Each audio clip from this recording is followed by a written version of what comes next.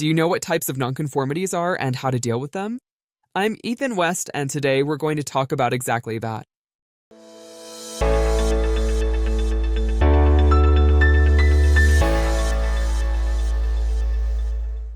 But before you start, please like this video, share it with those who need to know, and subscribe to the channel so you don't miss out on anything new.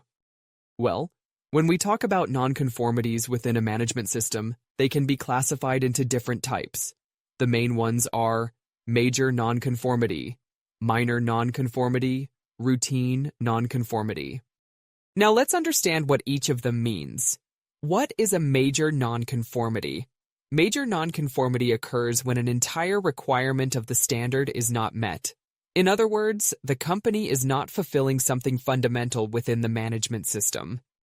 For example, let's take requirement 7.5 of ISO 9001, which deals with documented information. If your company has nothing, no documented procedures, no records, no control over documentation, this already constitutes a major nonconformity. What is the impact of this? If you have a major nonconformity, it means that the management system is not mature enough or has not yet been implemented correctly. And if the company is already certified, this non-compliance can even lead to the suspension of certification because it shows that an essential requirement of the standard is not being met. What is a minor nonconformity?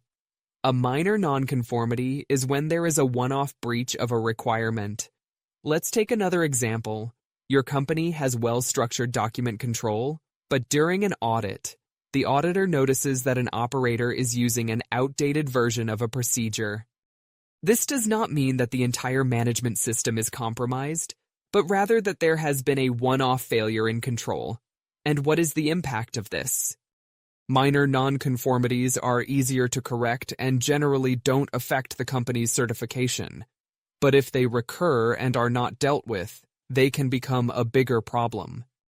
Other nonconformities. In addition to major and minor nonconformities, we also have routine nonconformities. This is because anyone, at any time, can detect a nonconformity.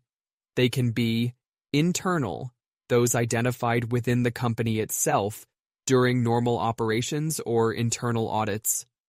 External, when a client or external auditor points out a flaw in the management system.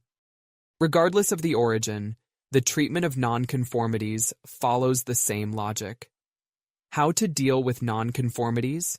The main message here is, don't be afraid to identify and deal with nonconformities. Many people within the company, especially those who don't work directly with quality, are wary of reporting a nonconformity. But the important thing is to understand that every nonconformity brings an opportunity for improvement. Now, when it comes to treatment, there are some tools that can help find the root cause of the problem. I'm going to talk about the three main ones. 1. The 5 whys. This is one of the simplest and most effective tools for understanding why a problem has occurred.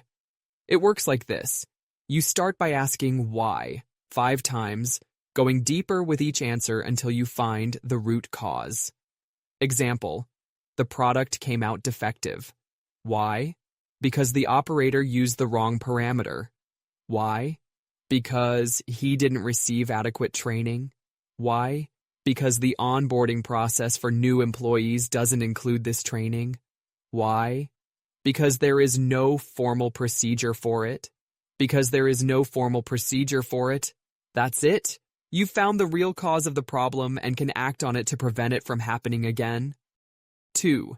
Ishikawa diagram, Fishbone. This tool is excellent for identifying all the possible causes of a problem. You take the main problem and analyze different factors that may have contributed to it. Machine, method, labor, environment, material measurement. This technique works very well for team brainstorming, as it allows several people to contribute to the analysis. 3. Pareto diagram, 80-20 rule.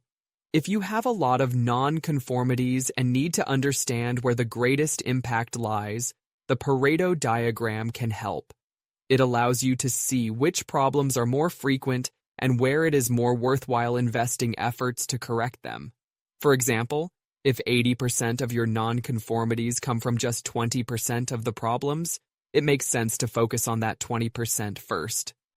The final step, create an action plan. Once you've identified the root cause, it's time to act. Create an action plan to definitively correct the problem.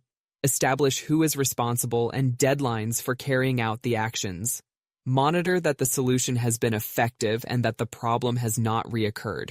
And a very important point, involve the people who work directly in the process. If the problem happened in maintenance, involve the maintenance team in the analysis. If it was in production, get the operators involved. Those involved in the day-to-day process can provide valuable insights into the best way to correct the fault.